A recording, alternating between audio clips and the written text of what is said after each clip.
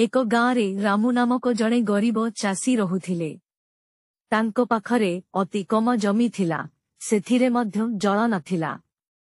वर्षा नहेले फसल सुखी जाउथिला। किंतु रामू केबे हार मानिले नहीं। प्रतिदिन से सकाळे ही खेतकु जाई निज पसीना झराउथिले। गाँर लोके हसुथिले, एते हेले कौन हेबो, किंतु रामू हसी कहुथिले, मेहनत केबे व्यर्थ जाए नहीं। एक वर्ष वर्षा भल हेला। खेतरे हरित फसल लहर हैला। रामूको फसल गाँरे सबुठारु भल हेला। समस्ते आश्चर्य हेले।